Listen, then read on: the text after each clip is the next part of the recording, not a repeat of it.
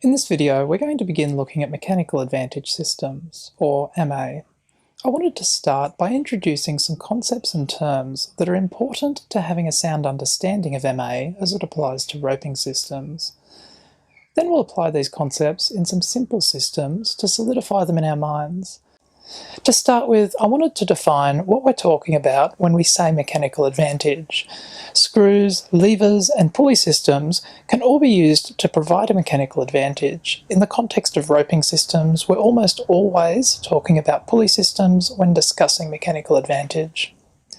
Many of you already know how to use a rope and pulleys to create basic MA systems, such as a Z-rig, 3-to-1, or a pig rig, 4-to-1. 3-to-1 and 4-to-1 are how we refer to the force magnification of the system.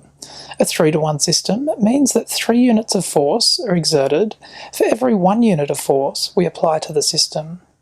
But we can't get something for nothing. There's an important concept in mechanics called work. Work is the energy needed to apply a particular force over a particular distance, and it's calculated as simply force times distance. For example, you need to use 1 kilojoule of energy to move 1 kilonewton by 1 metre. MA systems can't change the amount of energy required to move an object, but they do allow us to change the force and the distance, so long as the total remains the same. Suppose we need to move a 1 kilonewton object 10 metres. A 2-to-1 system will halve the amount of force we need to apply, from 1 kilonewton to half a kilonewton, but will also double the distance we need to apply that force over, from 10 to 20 metres. This is important to understand.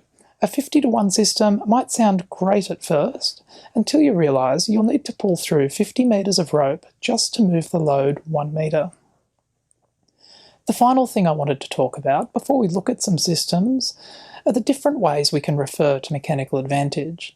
Because the world isn't perfect, pulleys have friction, ropes can stretch or rub against each other as well as other objects, and so on, our 3-to-1 system won't have a 3-to-1 advantage in the real world. Some additional terms can help us talk about this more clearly. Firstly, ideal mechanical advantage, or IMA. This is what we're usually referring to when we talk about MA, the advantage in an ideal world where pulleys are perfectly efficient and annoying things like friction and rub points don't exist. If I have a 40 kilogram mass on one end of this pulley, in an ideal world I would need to apply a force equivalent to 40 kilograms on the other end of the pulley to keep the mass stationary.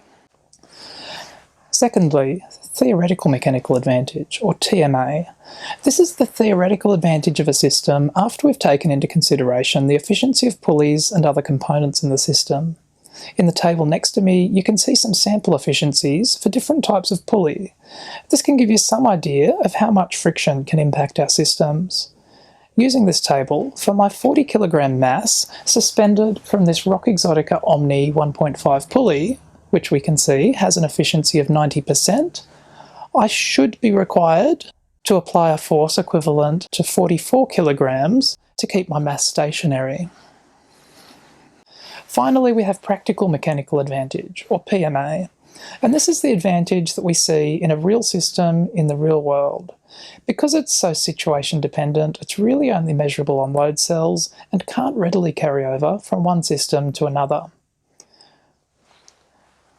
Let's turn on our load cell and see what actual force we need to apply here to keep our 40 kilogram mass stationary with the rope suspended over our Rock Exotica pulley.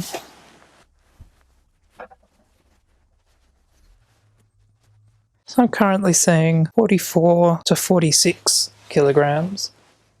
Let's look at some practical examples of this. Here we have a simple 2-to-1 mechanical advantage system. So we all know that the ideal mechanical advantage here is 2-to-1. Because we're using a 90% efficient pulley, the theoretical mechanical advantage here is 1.9 to 1. Let's see what the practical mechanical advantage is. The load cell is measuring between 20 and 22 kilograms of force equivalent to keep the mass suspended. If we use the average of that and say that the amount of force equivalent we needed was 21 kilograms, and that gives us a mechanical advantage of 1.9 to 1. Finally, we have a simple 3-to-1 mechanical advantage system. So we know our ideal mechanical advantage here is 3 to 1. Our theoretical mechanical advantage, based on the first pulley having a 90% efficiency and the second pulley having an 83% efficiency, is 2.65 to 1. You'll just have to trust me on that. We'll look at how you can calculate these yourself in a later video. And the practical mechanical advantage, let's have a look. Off the ground and not moving, 16 kilograms. Once again, doing a quick calculation, our practical mechanical advantage here is 2.5 to 1 against an ideal of 2.65 and a theoretical of 3.